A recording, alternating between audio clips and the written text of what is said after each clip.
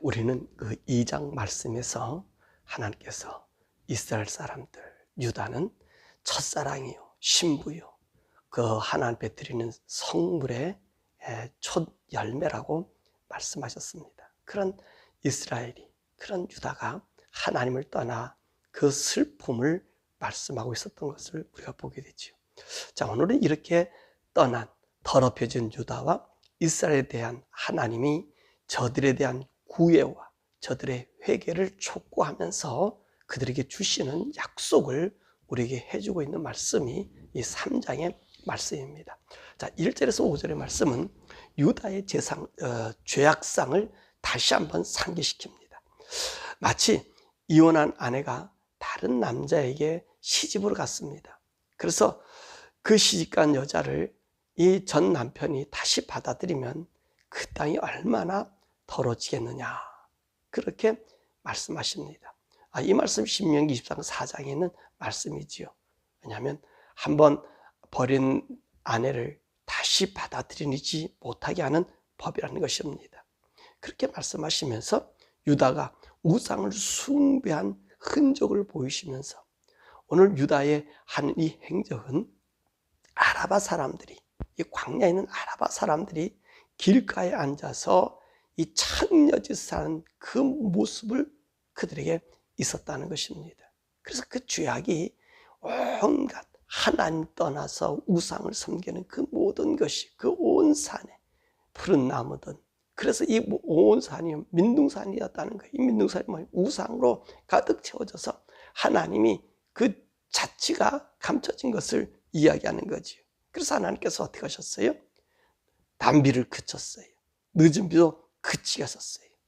그래서 그들로 하여금 경계를 주고 하나님께서 징계를 내리시고 각종 일을 했다는 것입니다. 그랬는데도 오늘 이들이 어떻습니까? 자기들의 죄상, 하나님을 등지고 우상을 섬긴 것을 알지 못했다는 것입니다. 이 죄상이 그들에게 있다는 거예요. 아직까지 이 유다에게 있다는 것입니다. 자, 6절에서 10절에 있는 말씀, 사실 오늘 이 말씀은요, 이 요시야 왕 때에 예레미야에게 하나님께서 말씀하셨다. 그래서 이 백성에게 전하라, 그렇게 말씀하고 계십니다. 그럼 이 요시야는 누구지요? 사실 이 요시야가 마지막 이 유다의 종교개혁에 몸부림을 쳤던 그런 왕입니다. 요시야는요 8살 때 왕이 되었어요. 그 아버지 아몬은요 왕이 된 지 한 2년 만에 죽게 되는데 이 유다의 온갖 우상을 다 회복시켰던 왕이에요. 결국은 그 아몬은요 그 시나이에서 죽였잖아요. 그러니까 이스라엘, 유다의 모든 우상, 산당, 이 모든 것을요 다 회복시켰어요. 그 아버지 므낫셋이 그 온갖 우상을 다 만들지 않았습니까? 그래서 하나님께서 이 므낫셋의 이 죄악, 우상 섬김에 대해서 몸서리를 쳤잖아요. 그래서 하나님 어떻게 하셨어요? 이 므낫셋을요 바벨론까지 포로로 잡혀가 생활하다가 다시 귀환시켰는데 그때 이 므낫셋이 회개하지요. 돌이킵니다. 그런데 이 아버지가 죽고 나서 이 아들 아몬은요 그 하나님이 치를 떨게 했던 모든 우상을 회복시킨 거예요. 회복시킨 거예요. 그러니까 오늘 이 신하들이 이 아몬을 죽이고 그 아들 요시야를 8살 때 왕으로 세웁니다. 이 요시야가요 이 8살 때 왕이 되면서 어떤 일을 행하냐면 이 종교개혁을 일으켜요. 모든 우상을 다 말살시키고 계속해서 성전도 수리하고 우상도 뒤엎어버리고 그 성전 안에 있던 하나님 전 안에 있던 모든 우상들 버리는 그런 일들을요 언제까지 하는 18년 제18년 동안까지 계속해서 일을 행하고 있다는 것입니다. 자, 그 하나님을 섬기는 아들이죠. 그런데 말이에요 이렇게 이 요시야가 종교 계획을 이루고 있는 이 상황에서도 이 유다 사람들이 아직까지 하나님께 완전히 돌아오지 않고 있었다는 것입니다. 계속해서 우상을 섬기고 있고 또 하나님도 섬기고 그러면서 하나님과 우상 사이에 줄다리라고 있는 거예요.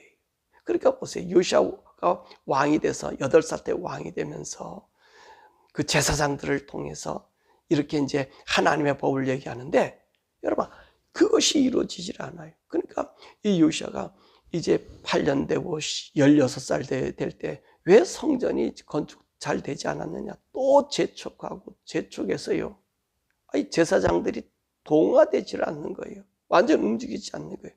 왜 그랬을까요? 이 사람들이 하나님을 섬기는 이 섬김에서 우상이 그들의 삶에 만연되었다는 말씀이지요. 만연돼 있었어요. 그러니까 이 사람들이 어떻게 합니까? 하나님 섬기는 이 길로 바로 들어오지 못하는 거예요. 그래서 우리 하나님께서 이제 이 예레미야를 통해서 이 말을 하는 거예요. 왜 북왕조 이 10지파인 이 사마리아를 멸망시켰는가? 그 멸망시킨 이유를 얘기하는 거예요. 그리고 유다에 대해서도 같이 얘기하는 거예요. 이 북왕조, 남왕조와는 같은 자매라는 거예요. 하나님께서 이 북왕조 버리신 이유는 저들은 하나님께 돌아오지 못하는 그런 우상을 섬겼기 때문에 그가 다른 나라에 팔아버린 그 일들을 행하게 된 것이지요. 그래서 이혼한 자매라고 얘기했어요. 하나님, 이혼한 자매. 왜냐하면 다른 나라 종으로 팔아서 흩어버렸거든요. 그런데 하나님 섬기지 않았기 때문에 망했다고 얘기했는데 유다가 그래도 돌아오지 않는 거예요. 머뭇머뭇거리는 거예요. 왜냐하면 우상의 삶이 찌들어 있기 때문에 그래요. 그게 문화가 되었기 때문에, 그 문화가 습성되었다는 거예요. 습성이 되어버린 거예요. 이 습성된 그들에게 하나님 말씀을 주니까 어떻죠? 이 말씀이 그들에게 모든 것이 우상적으로 생각하고 있음을 우리가 보게 되는 것입니다. 그래서 하나님께서 예레미야를 통해서 이야기하신 말씀이 뭡니까?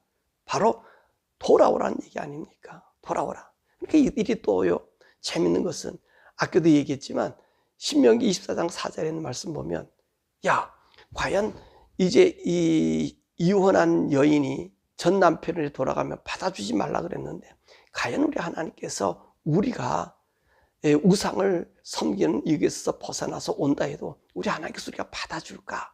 그런 얘기가 장애를 막고 있는 거예요.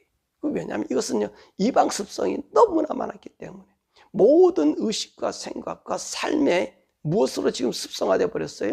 우상 섬기는 것이, 하나님 등진 삶이 그들의 삶이 되어버렸다는 말입니다. 그러니까 하나님도 섬기고 우상도 섬기면서 겸사겸사하면서 이제 이들이 오고 있는 거예요. 그때 하나님께서 이 예레미야를 통해서 완전히 돌아오라고 얘기하는 거예요. 바로 돌아오라고 얘기하는 거예요. 그 제안이 11절에서부터 25절에 있는 말씀이잖아요. 돌아오라는 거예요. 이 유다가 이제 머뭇머뭇거리니까 하나님께서 어떻게 하시냐면 11절에서 13절의 말씀 보면 북왕조로 사람들에게 가서 북왕조에게 외치라는 겁니다. 네가 우상을 섬겼지? 그래서 나에게 이혼한 여자가 돼서 먼 나라로 흩어졌지? 그러나 이제 내게 돌아오라는 거예요. 내게 돌아오면 내가 너희를 향한 노한 얼굴을 너에게 하지 않고 내가 긍휼로서 너를 받아주겠다. 그런데 내가 너를 받아주는데 조건이 있는 것이 뭐냐? 네 죄를 자복하라는 거예요. 네 죄를 진심으로 자복하라는 거예요. 그러면 너희의 죄가 무엇인가? 무엇을 자복해야 되는가? 13절에 보니까 내 하나님 여호와를 배반하고 이방인들에게 가서 모든 푸른 나무 아래에 가서 하나님 목소리를 듣지 않던 죄를 자복하라. 그러면 내가 북왕조를 용서해 주겠다는 말씀하시잖아요. 이 북왕조가 우상 때 망한 것 아닙니까? 그러니까 내가 용서해 주고 긍휼을 베풀어 주고 신명기 24장 4절에 있는 말씀, 너희들을 더럽게 하여 했지만 내가 속지 않은 하나님이 아니냐, 내가 너희를 뽑아낸 하나님이 아니냐. 그러니까 내게 돌아오면, 나는 이 제단을 만들고 이 성전을 만들고 한 이유가 뭐지요? 죄진 자를 제 용서해 주기로 부르신 하나님이란 말씀입니다. 너희들이 죄진 이 모습이 그대로 가지고 있으면 이 땅이 더러워지고 악해지지만 자복하고 돌아오게 되면 내가 너를 용서해 준다고 한 거니까 자복하라는 건 내가 잘못했습니다. 자복하라는 얘기예요. 그렇게 우리 하나님께서 이제 이 부광조에 가서 자복하라는 얘기를 하면서 누구를 지금 변화시키려고 그러는 거죠? 이 남왕조 유다를 변화시키려고 하는 것입니다. 그리고 19절에서 21절 말씀 보면 이제 하나님께서 뭐라 말씀하시느냐. 나이를 나는 너의 아버지라는 거예요. 아버지. 나를 속이고 도망간 아내, 그런 아내 부광조 이스라엘이지만 나는 너의 아버지로 내가 너를 받아주겠다는 것입니다. 그러니까 무슨 말씀이에요? 아버지가. 여러분, 아내는 도망가면 남남이 될 수 있는 상황이에요. 근데 자식은 어떻죠? 이건 버릴 수 없는 관계잖아요. 그죠? 이 자식은 버릴 수 없는 관계예요. 그러니까 하나님 뭐라고 하냐? 이스라엘 너네들은 내 자녀란 말이에요. 내가 너희 내 자녀로 만들어 주셨다는 거예요. 그러니까 내가 자녀 만들어 줬으니까 내게 돌아오라는 거예요. 그러면서 이들의 고백을, 무슨 고백을 하는 거예요?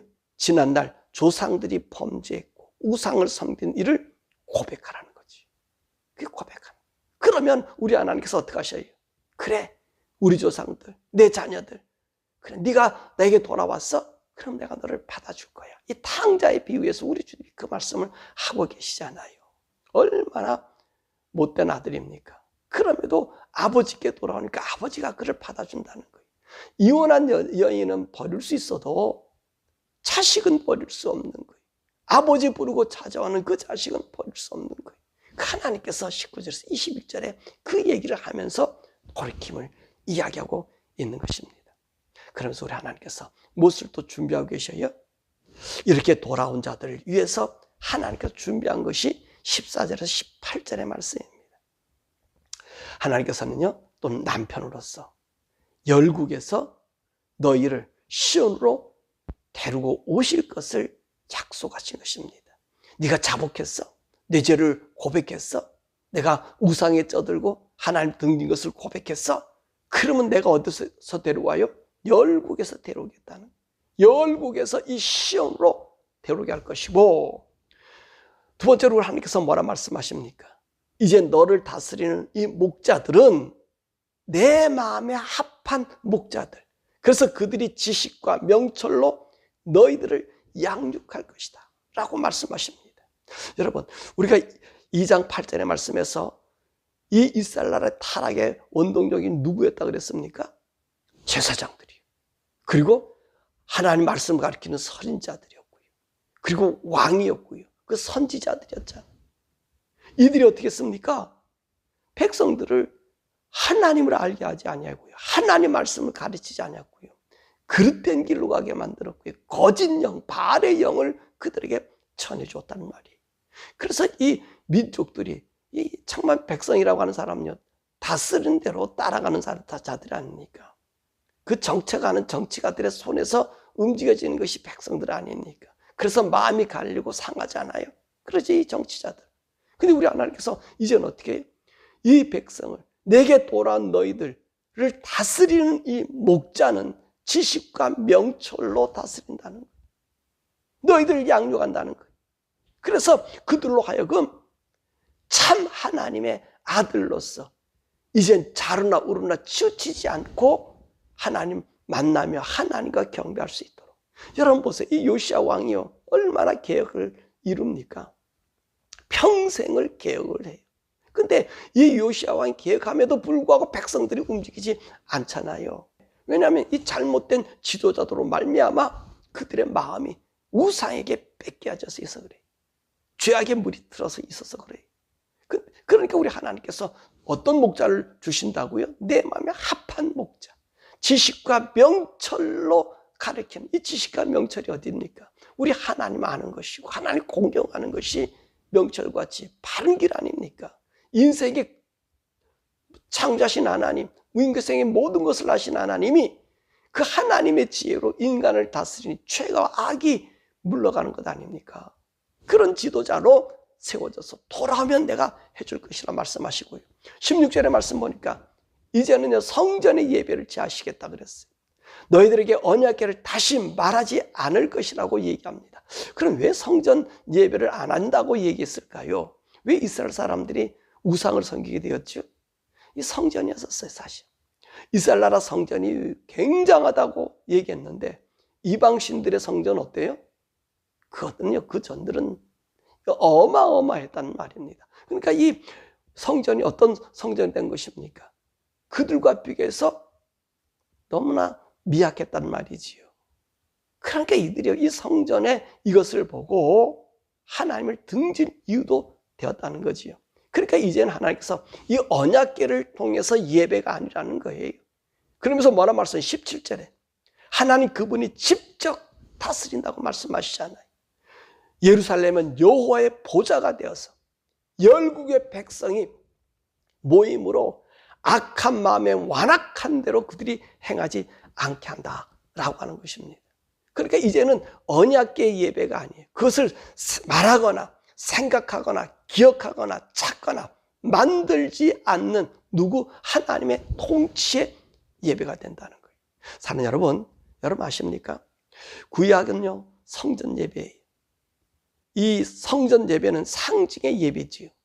왜냐하면 하나님이 임재함으로 죄 용서해 주는 이 상징이에요. 이것이 성전이었었어요. 성전 예배. 그래서 이 성전을 통해서 죄사함, 우리 예수님의 오심을 보여주는 바로 그것이 구약의 성전 예배가 아닙니까? 근데 신약은 어떻죠? 우리는 신약은 성전 예배가 아니지요.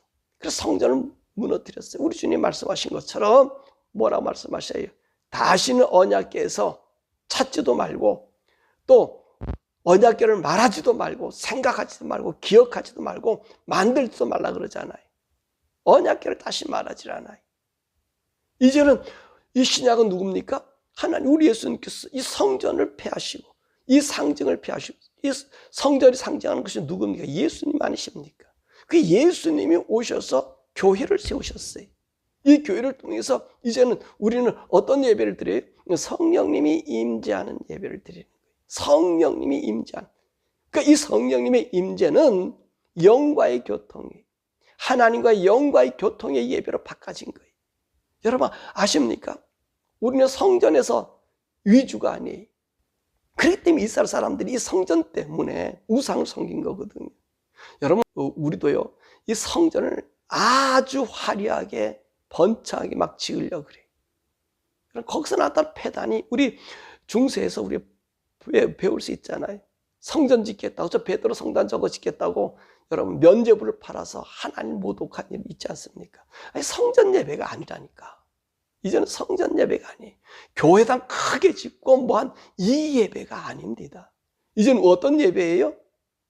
성령이 들어지는 예배. 그래서 우리 지난 시간에도 주일날에도 배웠던 것처럼 두세 사람이 내리는 곳에 내가 그들과 함께 있다는 거예요. 그러니까 하나님의 임재하는 예배가 교회입니다. 그럼 이 하나님의 임재는 무엇을 우리가 또 고대하고 있는 거죠? 마찬가지 예수님이죠. 다시 오실 예수님을 상징하시는 예수님을 고대하면서 기다리며 그 예수님이 오셔서 우리를 어떻게 합니까?